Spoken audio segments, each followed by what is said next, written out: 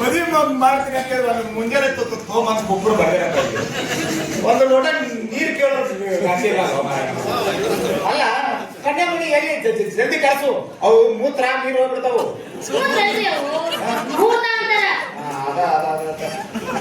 ಇದು ನನ್ನ ಮದುವೆ ಅಂತೀರಿ, ನನಗೆ ಲಗ್ನ ಪತ್ರನ ಕೊಟ್ಟಿಲ್ಲ.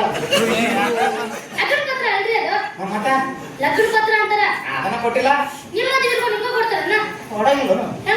ನನಗೇನು ಗೊತ್ತಪ್ಪ, ಫಸ್ಟ್ ಟೈಮ್ ಮದುವೆ ನಮ್ ಜನ್ಮದ ಜೋಡಿ ಪಾಪ ಭಾಳ ಕೆಲಸ ಮಾಡಾಕತ್ತು. ಅದು ಹೊಟ್ಟಿ ಗಿಟ್ಟಿ ಬಿಡಾಕತ್ತ ಮಕ್ಕಳು ಇದಿ ಮಾಡ್ತಾರಲ್ಲ ಅದು ಸೌನ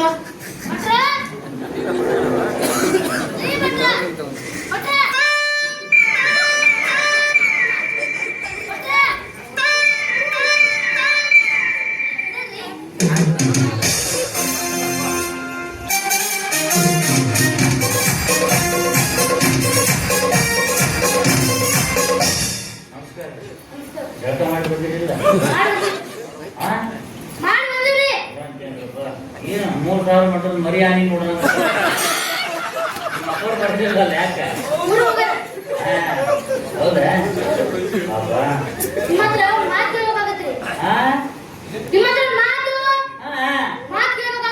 ಇದೆಲ್ಲ ನಿಮ್ಮ ಅಪ್ಪವ್ರ ಮುಂದೆ ಹೇಳ್ಬೇಕು. ನಮ್ಮ ಮುಂದೆ ಹೇಳಿದ್ರೆ ನಾವೇನ್ ಮಾಡಕ್ಕೆ ಈ ವಯಸ್ಸಿನ ನಿಮ್ಗೆ ಯಾರು ಹೇಳ್ಕೊಡ್ಬೇಕು? ಒಂದು ಮಾತು ಮಾತಾಡ್ಬೇಕಾಗುತ್ತಂದೆ. ಮಾತಾಡ್ಬೇಕಂದ್ರೆ ಸೌಕರ್ಯ ವರ್ಗಕ್ಕೆ ಎಷ್ಟು ಕೊಟ್ಟಿರಿ? ಮನೆ ತಗೊಂಡಾಗ ಎಷ್ಟ್ರಿ? ಈಗ ಅದು ಡಬಲ್ 4ಕ್ಕೆ ಏನೋ ತಗೊಂಡಾರಂದ್ರೆ ಡಬಲ್ 3 ಸಾಲ ಮಾಡಿಲ್ಲ. ವರದಕ್ಷಿಣೆ 4 kg ಬಂಗಾರ ತಗೊಂಡಾರ ಅಂತ ನೋಡ್ರಿ. 4 kg ಬಂಗಾರ ಏನ್ ಮಾಡ್ತಾರ? 21 ಉಂಗ್ರ ಮಾಡ್ಸ್ಯಾರಂತ. ನನಗೆ ಇರೋ 20 ಬಳ್ಳು 21ನೇದಾಗಪ್ಪ ನನಗೊಂದು ಕೊಡ್ತೇನೆ ಅಂದಿಲ್ಲ. ಕೊಡ್ತೀನಿ ಅಂದಿದ್ದಲ್ಲ. ಶ್ರೀಮಂತರ ಮಂದಿ ಹಿಂಗ ತಕರಾರು ಆಗ್ಬಾರ್ದಲ್ಲ ಅಂತ ಕೇಳಿದೆ. ಏನ ಅಂದಂಗ ನಾಳೆ ತಾಳಿ ಕೊಟ್ಟ ಟೈಮ್ ತಕರಾರು ಆಗ್ಬಾರ್ದಲ್ಲ ಅಂತ ಕೇಳಿದೆ. ಇನ್ನೊಬ್ಬನಿ ನೋವು ಕೂಡ ಜಗಳ ಮಾಡಿ ನೋವು ತಾಳಿ ಕರ್ಕೊಂಡು ಹೋಗಿ ಸರಳ ಒತ್ತಿಗೆ ಕುಡಿದು ಬಂದಂದ್ರೆ ಹೌದು. ನಮ್ಮಪ್ಪ ನಮ್ಮ ಅವ್ವ ಕೂಡ ಜಗಳ ಮಾಡಿ ನಮ್ಮ ಅವ್ವ ತಾಳಿ ಹರಿದು ಹೋಗಿ ಮೌನ್ ಕೈ ಕಟ್ಟೆನ. ಇಂಥ ಪ್ರಕಾರ ಭಾಳ ಹೇಳು ಏನು ಮಾಡೋಕ್ಕಾಗಲ್ಲ.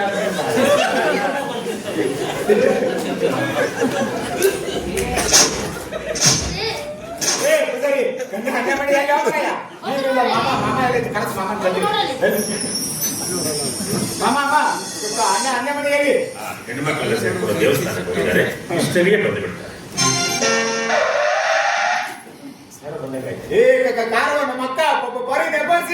ಸಮಯಕ್ಕೆ ಸರಿಯಾಗಿಯೇ ಬಂದ್ರು ಅಂತ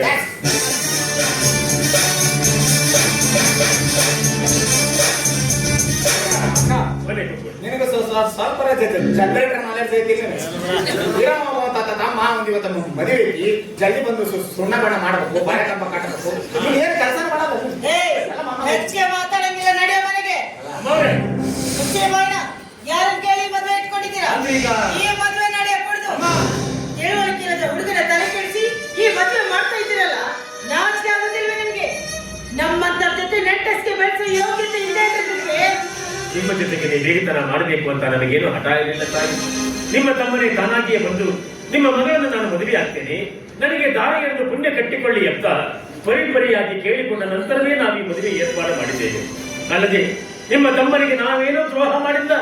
ಅವನ ಕೋರಿಕೆಯ ಪ್ರಕಾರ 4 ಲಕ್ಷ ವರದಕ್ಷಿಣೆ ಹಣ ಕೂಡ ಕೊಟ್ಟದ್ದಾಗಿದೆ. 4 ಲಕ್ಷ? 40 ಲಕ್ಷ ಕೊಡೋರಿದ್ದಾರೆ ನನ್ನ ತಮ್ಮನಿಗೆ.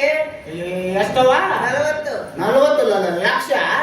ನಮ್ಮ ಮುಸುಳಿಗೆ ಯಾರೋ ನನ್ನ ಮನೆ ಕೊಡೋರು ಸಿಗೋದು. ನಾವೇ ರೊಕ್ಕ ಕೊಡ್ತೀವಿ, ಕಣ್ಣ ಕೊಡ್ರಿ ಮನೆ ಚಂದ ನೋಡ್ಕೊತೀವಿ ಅಂದ್ರೆ ನಡೆಯ 4 ದಿನ ಸುದ್ದಿಲ್ಲ ಅಂತ ಬೈತಾರ. ಅವ್ನು ಒಪ್ಕೊಂಡ್ಬಿಟ್ಟ, ನೀವು ಒಪ್ಕೊಂಡ್ಬಿಟ್ರಿ.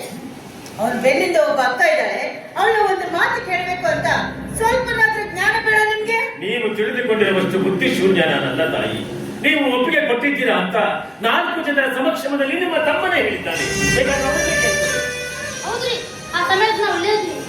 ನಾಲ್ಕಾಡಿ ಪುರೋಹಿತ, ನಿಮ್ಮೆಲ್ಲರ ಸಾಕ್ಷಿ ಕೇಳೋಕ್ಕೋಸ್ಕರ ಇಲ್ಲಿ ಬಂದಿಲ್ಲ ನಾನು. ನಾಲ್ಕಣಕ್ಕಾವಾಗಿ ಬಹಳ ವರ್ಷ ಆಯ್ತು. ಸಾವಿರೊಂದು ಇಟ್ರೆ ಕಾಯಿ 1000 ಕೊಟ್ರೆ ಇನ್ನೂ 1000 ಎಕ್ಸ್ಟ್ರಾ ಕೊಡ್ತೀನಿ. ಕೈ ಇಟ್ಟು ಬಿಡ ಅಲ್ಲಿ ಮದುವೆ ಆಗೋದಂತ ನಡೆಯ ಮನೆಗೆ. ದಯವಿಟ್ಟು ಕೂಡಿ ಬಂದಿರುವ ಮಾಂಗಲ್ಯ ಯೋಗವನ್ನು ಹಾಳು ಮಾಡಬೇಡಿ. ಈ ವಿಷಯ ವಧುವಿಗೆ ಗೊತ್ತಾದರೆ ಅವಳ ಹೊಟ್ಟೆಯಲ್ಲಿ ಹಾಲಾಹಾರವನ್ನೇ ಸುರಿಯುವುದಂತಾಗುತ್ತದೆ. ನಮ್ಮ ಜೀವನದ ಮಂಟಪದಲ್ಲಿ ಕಾಲಿಡುವ ಮುನ್ನ ಇಂತಹ ಹಾಳು ಸುರಿಯುವ ಸಮಾಚಾರ ಕೇಳಬಾರದು. ಸೌಭಾಗ್ಯಾಕಾಂಕ್ಷಿಯರು. ಅಮ್ಮ, ನೀವು ಹೆಣ್ಣರಲ್ಲಿ ಹೆಣ್ಣರಳು ತಮಗಿಲ್ಲವೇ ತಾಯಿ? ನಾನು ನಿಮ್ಮ ಹೆಸರು ಕೇಳೋಕ್ಕೋಸ್ಕರ ಇಲ್ಲಿ ಬಂದಿಲ್ಲ. ಬಾರ ಹೋಗೋಣ. ಕೊನೆಯದಾಗಿ ನಿಮಗೆ ಕೈ ಮುಗಿದು ಕಾಲಿಗೆ ನಿಂತುಬೇಕು.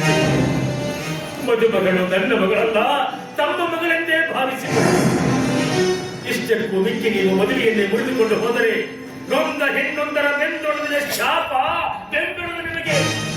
ಅವಳ ಒಡಗಿಚ್ಚು ವಿರಾಟ ಸ್ವರೂಪ ತಾಳಿ ನಿಮ್ಮ ಬಾಳನೊಂದರ ಮನವನ್ನೇ ದಹಿಸಿ ಭಸ್ಮ ಮಾಡುತ್ತದೆ ತಾಯಿ. ಯಾರು ಕೇಳ್ತಾರೆ ನಿಮ್ ಗೋಳ? ಹೋಗ್ಲಿ. ಈ ಹುಡುಗಿನ ಸ್ವಲ್ಪ ಮದುವೆ ಮಾಡ್ಕೊಂಡು ಕಾರ್ಯಕ್ಕೆ ಹೋಗ್ಕೊಂಡು ಈ ಹುಡುಗಿ ಬೇಡ ಕಣೋ, ಮುತ್ತಿನಂತ ಕನ್ಯೆ ಹುಡುಗಿ ನಾನು ಮದುವೆ ಮಾಡ್ತೀನಿ ಬಾ. ನನಗ ಮುತ್ತು ಬೇಡ, ರತ್ನ ಬೇಡ. ಈಗ ಕಬ್ಬಣದ ಕುರ್ಚನೆ ಬರ್ತೀಯಾ ಇಲ್ಲ? ಬರಲ್ಲ. ಪಾರ್ಥ, ಹೋಗಕ್ಕ. ನಿನಗೇನವ ಮಾಮನ ಮದುವೆ ಮಾಡ್ಕೊಂಡು ಬಂದದ್ದು ತಂಡೆ. ನಮ್ ತಂಡ ಯಾರು ದಿನ 2 ಗಂಟೆ ಆಡ್ಕೊಂಡು ಮನ್ಯಾಗ ಇನ್ನು ಹೋದ ತಕ್ಷಣ ಮದುವೆ ಮಾಡ್ತೀನಿ ಬಾರ. ಹಿಂಗ ನಂದಂತ 35 ದಾಟಿ 36 ರೆಡಿ ಇದೆ. ಸುಳ್ಳು ಹೇಳ್ತೀನಿ. ಬರ್ತೀಯಾ ಇಲ್ಲ? ನನಗಿಲ್ಲ ಕನ್ಯೆ ಬೇಕು. ಬರ್ತೀಯಾ ಅಂತ ಏನಪ್ಪ ಎಂತ ಮೋಸನಪ್ಪ ಇದು. ದೇವರು ನೋಡ್ಬೇಕಪ್ಪ. ನನ್ನ ಹಣೆ ಬರೋಣ ಸುಳ್ಳಿಲ್ಲ ಪಾಪ. ನನ್ನ ಮಗಳ ಗತಿ ಏನಪ್ಪ? ನಂದಲ್ಲಿ ಅದೋ ಗತಿ ಆಗೋದು. ನಾನು ಹೇಳ್ತಿ ಕವಿತಾ ಅಂತ ಬಂದು ಕೇಳಿದ್ರ ಈ ಲೈನಲ್ಲಿ ಮರಿದವ ಪಡ್ಕೊಂಡು ಹೋದಂತೆ ಅಂದ್ರೆ ನನ್ನ ಮಠಕ್ಕೆ ಮರಿ ಬಿಡ್ತಾರ ಕರೆ. ನೀನು ಜಾಗ ಮಾಡ್ಕೊಂಡೀನಿ ಕನ್ನಡ ಮಾಡಿಯ ಯಾಕೆ ಸುಳ್ಳು ಹೇಳ್ತು? ಮಾಡಿದ್ರೆ ನಂಗೆ ಯಾಕೆ ಮೂರ ಬಟ್ಟೆ ನೀ ಬಾಳ ಮಾಮಾಗ ಹೇಳ್ತೆ.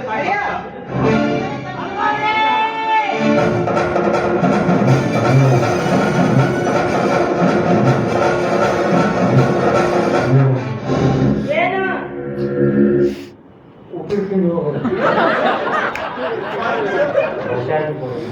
ಬಸ್ ಚಾರ್ಜ್ ಬೇಕಾ? ಕಿವಿಡಿ, ಇಷ್ಟೆಲ್ಲ ರಾಜಂತಾಗೋದಕ್ಕೆ ನೀನೇ ಕಾರಣ. ನಡ್ಕೊತ ಬಾ. ಏನು ಮದುವೆನ ರಾಘವೇಂದ್ರ ಸ್ವಾಮಿ ಮಠದಾಗಿದ್ರ ಏನಂತ ಹೇಳ್ಬೇಕಪ್ಪ, ನಿನಗೇನಂತ ಹೇಳ್ಬೇಕು? ನಾ ಹೇಳಿಲ್ಲ, ನೀವು ಕೈಯಾಗ ಕಟ್ಟಿ ಕೊಟ್ಟು ಹೇಳಿದೆ.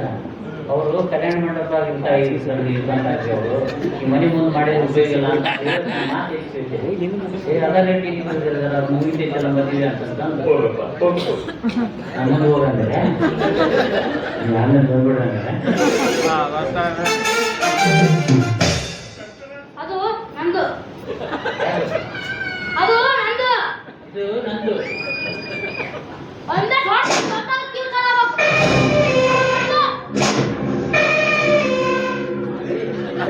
ಆನೆ ಸೊಂಡಿ ಎತ್ತಿನ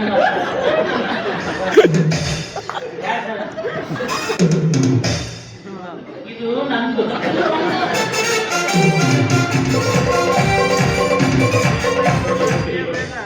ಇಂಥವರನ್ನು ಸೃಷ್ಟಿ ಮಾಡದಿದ್ರೆ ಶನಿರಾಜ ನಿರುದ್ಯೋಗಿ ಆಗ್ತಾನೆ ಅಂತ ನಿನ್ನ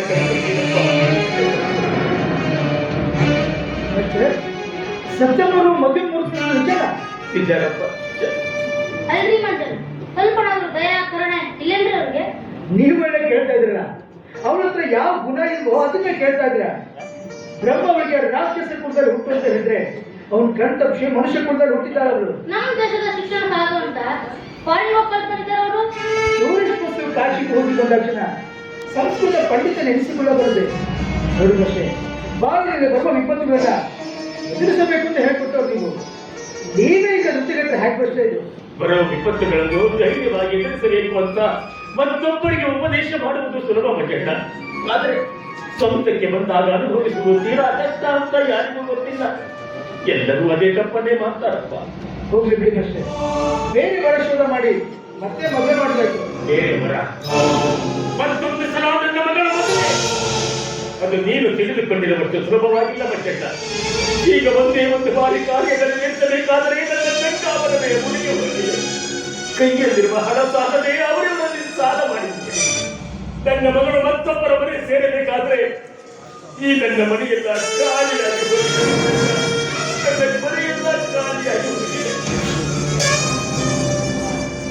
ಬೇರೆ ವರ ಅಂತ ಹೇಳ್ತೀಯಲ್ಲ, ಹಾಗಾದ್ರೆ ಸಮಯ ಕಳೆಯುವ ಅವಶ್ಯಕತೆ ಇಲ್ಲ. ಅಂದ್ರೆ ಒಂದು ಮಾತು, ಸಾಧವಣಿಯ ಮಡಿಯ ಬಯಸಿ ಹೆಡೆಮುಟ್ಟಿ ಕತ್ತಿಸಿಕೊಂಡವನಾಗಿದ್ದೇನೆ. ವಿಷಾಪಹಾರಿ ನೀನಾಗಿ ಗರುಡ ಮಂತ್ರ ಪಠಿಸಿ ನನ್ನ ಪ್ರಾಣ ಉಳಿಸು ಮಂಜಣ್ಣ. ಕೈಯಿಟ್ಟು ಕವಿತಾರನ್ನು ಕೈ ಹಿಡಿದು ನನ್ನನ್ನು ಕನ್ಯಾಸರಿಗೆ ಇದು ಅಸಾಧ್ಯ, ಅಸಾಧ್ಯ. ನೀನು ಚಿಕ್ಕವರಿದ್ದಾಗ ನಿನ್ನ ತಲೆಯಲ್ಲಿ 4 ಅಕ್ಷರಗಳನ್ನು ಬಿಚ್ಚಿ ಅಂದು ನಿನಗೆ ಗುರುವಾದ ನಾನು ಇಂಥ ಪ್ರಸಂಗದಲ್ಲಿ ಪಾರು ಮಾಡುವಂತ ನಿನ್ನ ಮಗನಾಗಿ ಕೇಳ್ಕೊಳ್ತಾ ಇದ್ದೀನಿ. ದೈವ ನಿಮ್ಮನ್ನ ಸತ್ತು ಪರೀಕ್ಷೆಗೆ ಗುರಿ ಮಾಡಿದೆ, ನೀವು ನನ್ನ ಸತ್ತು ಪರೀಕ್ಷೆ ಮಾಡ್ತಾ ಇದ್ದೀರಾ. ನಾನೀಗ ಹಿಡಿದದ್ದು ನಿನ್ನ ಕೈಯಲ್ಲವಪ್ಪ, ಕಾಲ. ಇದರ ಮೇಲೆ ನಿನ್ನ ಮನಸ್ಸಿಗೆ ಯಾರು ಬರುತ್ತೋ ಹಾಗೆ ಮಾಡಬೇಕು. ಒಳ್ಳೆಯದನ್ನೇ ಮಾಡಿದ್ರೆ ಒಳ್ಳೆಯದನ್ನೇ ಮಾಡ್ರಿ. ತಾಯಿ ಪಕ್ಷಿ ತನ್ನ ಮರಿಗೆ ಪಾದಳೆಸದ ಗುಟಿ ಹಾಕಿದಂತೆ ಮಾಡ್ರಿ. ಅಷ್ಟೇ ಶಿಷ್ಯನ ಶಿಕ್ಷೆಯಲ್ಲಿ ಗುರುವಿಗೆ ಮೋಕ್ಷವಿದೆ. ನನ್ನ ಅಳುವಿನಲ್ಲಿ ನಿಮ್ಮ ನಗು ಅರ್ಹವಾಗಿದ್ರೆ ನಾನಂತೂ ನಿಮ್ಮ ನಗಿಸಬೇಕೆ.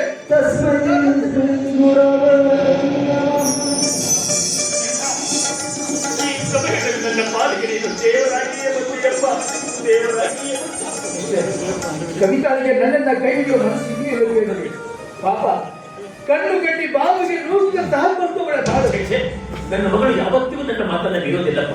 ನಾನು ಯಾರ ಜೊತೆಗೆ ಮದುವೆ ಮಾಡಿದ್ರು ಅವಳಿಗೆ ತುಂಬಾ ಸಂತೋಷವಿದೆ. ಮೊದಲೇ ನಾನೊಬ್ಬ ನಿರುದ್ಯೋಗಿ, ನನ್ನ ಒಬ್ಬ ಜೀವನವೇ ಕಷ್ಟವಾಗಿದೆ ಮಗ. ಆ ಇನ್ನೊಂದು ಹೊಟ್ಟೆ ನಾನು ಹ್ಯಾಕ್ ತಿಳಿಸ್ಲಿ. ಚಿಂತೆ ಮಾಡಬೇಡ ಮಂಜಣ್ಣ. ಎಲ್ಲಿಯಾದರೂ ನಿನಗೊಂದು ಉದ್ಯೋಗ ಸಿಗುವವರೆಗೂ ನಿನ್ನ ಪ್ರಪಂಚದ ಪೂರ್ತಿ ಜವಾಬ್ದಾರಿ ನನ್ನ ತಲೆ ಮೇಲಿಲ್ಲಪ್ಪ.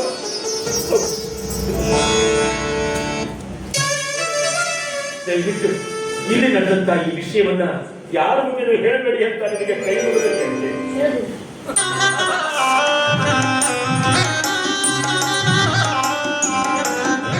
ದೇವಸ್ಥಾನಕ್ಕೆ ಹೋಗಿದ್ದೆಪ್ಪ, ಆಶೀರ್ವಾದ ಮಾಡಿ.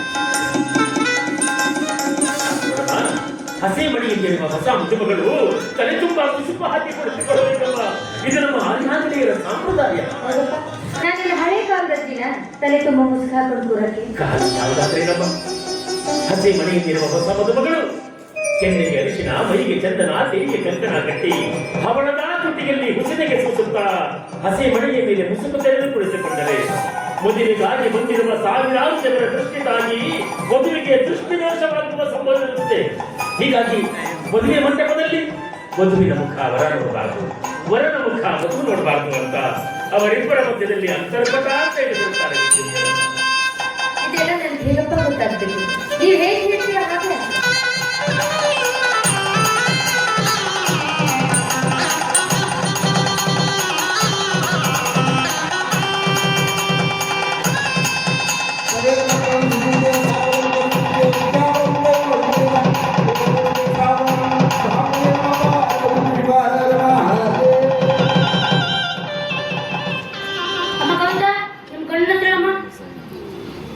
ವಿಘ್ನ ನಿವಾರಕ ಗಣಪತಿ, ಭಾಷಾದೇವಿ ಸರಸ್ವತಿ, ಕೈಲಾಸದ ಬಡಿಯ ಉಮಾಪತಿ, ಪಾತ್ರ ಸಾರ್ಥಿಯವರೇ ನನ್ನ ಸೌಭಾಗ್ಯದ ಅಧಿಪತಿ. ನಿಮ್ಮ ಗಂಡನ ಹೆಸರು ಪಾಠ ಸಾಧ್ಯವಲ್ಲಮ್ಮ, ಗೊತ್ತು.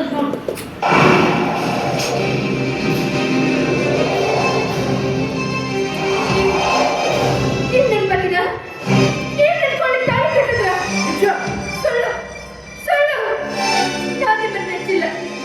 ನೀವು ನನ್ನ ಪತಿ ಅಲ್ಲ. ಈ ವಿಷಯದ ಬಗ್ಗೆ ನಿಮ್ಮ ತಂದೆಯವರು ನಿಮ್ಗೆ ಏನು ತಿಳಿಸಿರ್ತಾರೆ? ಕೊಲ್ಲುವ ಇಚ್ಛೆಯುಳ್ಳ ಕಟಕ ಕುರಿ ಮರಿಯನ್ನು ಮೇಯಿಸುವಂತೆ 108 ಬಣ್ಣದ ಮಾತು ಹೇಳಿ ಮರಳು ಮಾಡಿದ ನನ್ನಪ್ಪ.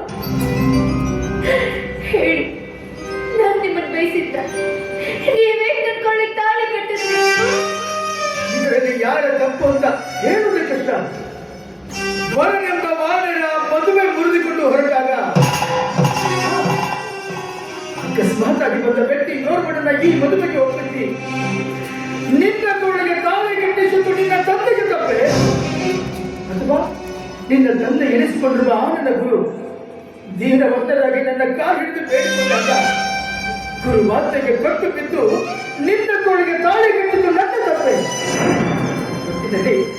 ಇದರಲ್ಲಿ ಯಾರ ತಪ್ಪು ಅಂತ ಹೇಳುತ್ತೆ ಕಷ್ಟ. ಅಂದ್ರೆ ಇನ್ಮೇಲೆ ನೀವೇ ನನ್ನ ಪತಿನ. ತಾಳಿ ಕಟ್ಟಿ ನನ್ನ ಕರ್ತವ್ಯವನ್ನು ನಾನು ಮಾಡ್ತೀನಿ, ಮುಂದೆ ನಿಮಗೆ ಬಿಟ್ಟದ್ದು. ಅಕಸ್ಮಾತ್ ಆಗಿ ನಿಮ್ಮ ಜೊತೆಗೆ ಬಾಳ ಸಾಗಿಸುವ ಇಷ್ಟ ನನಗಿರ್ತಾ ಇದ್ರೆ ನನ್ನೊಂದು ಮಾತು ಅನ್ಸ್ಕೊಡ್ತೀರಾ? ಕೇಳಿದ್ದೇನಂತ ನನಗೆ ಉತ್ತಮವಾದ ಪತಿ ಸಿಕ್ಕು ಬೇಗ ನನ್ನ ಮದುವೆ ಆಗ್ಲಿ ಅಂತ ಕೆಲವು ಕಾಲ ವೈರಾಗ್ಯದಿಂದ ಪಾಲಿಸ್ತೀನಿ ಅಂತ ನನ್ನ ಇಷ್ಟ ಜೀವನದಲ್ಲಿ ಹರಕೆ ಹೊತ್ತಿದ್ದೆ. ಅಂದ್ರೆ ನಾನಾಗಿಯೇ ನನ್ನ ವ್ರತ ಮುಗಿತೀನಿ ಅಂತ ಹೇಳೋವರೆಗೂ ನೀವು ನನ್ನ ಸ್ಪರ್ಶ ಮಾಡ್ಕೊಡ್ದು. ಅದು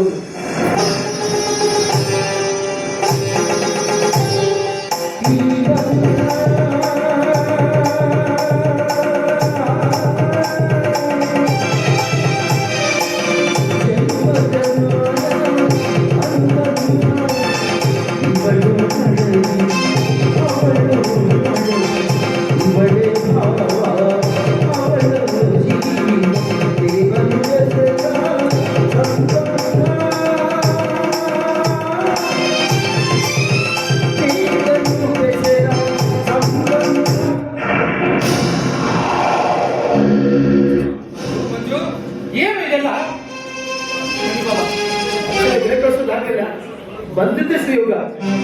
ನಿನ್ನ ಮಾತು ಕೇಳಾಕಂದ್ರ ಕಾಯಿಲೆ ಕಬ್ಬಿಣದ ರಸ ಕಿವ್ಯಾಗ ಸುಡುದಂಗಾಗತ್ತ, ಹಾವು ತುಳಿದವನಿದ್ರಿಗೆ ಭೂತ ಬಂದಂಗಾಗುತ್ತಲ್ಲೋ. ಅಂತೆಯ ಮನೆ ಬಿಟ್ಟು ನಾನು ಇಲ್ಲಿ ಬಂದಿರೋದು. ನಿನ್ನ ದೈವ ಚಲೋ ಇಲ್ಲ ಮಂಜು, ನಿನ್ನ ದೈವ ಚಲೋ ಇಲ್ಲ. ಅಲ್ಲಿ ನಮ್ಮ ಸಾವುಕಾರರು ತಮ್ಮ ಮಗಳ ಗೀತನ್ನವ್ರನ್ನ ನಿನಗ ಕೊಟ್ಟು ಮದುವೆ ಮಾಡಿಕೊಡ್ಬೇಕು ಅಂತ ನಾನು ಮಾತು ಕೊಟ್ಟಾರ.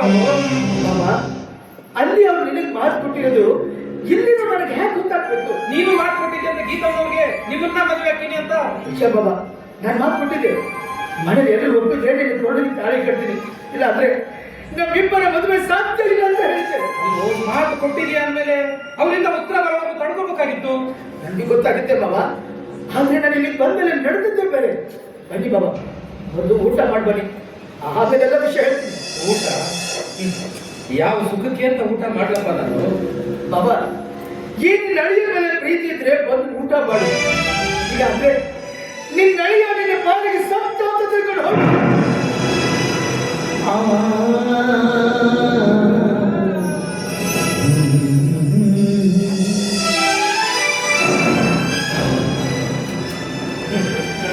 ಅದು ನಿಜನೇ, ಜೀವನದಲ್ಲಿ ನಾವು ಅಂದುಕೊಂಡಂತೆಲ್ಲ ನಡೆದು ಬಿಟ್ರೆ ಆ ದೈವ ಅನ್ನೋ ಶಕ್ತಿಗೆ ಬೆಲೆನೇ ಇರಲ್ಲ. ಅವನ ಹಣೆ ಬರಲ್ಲ.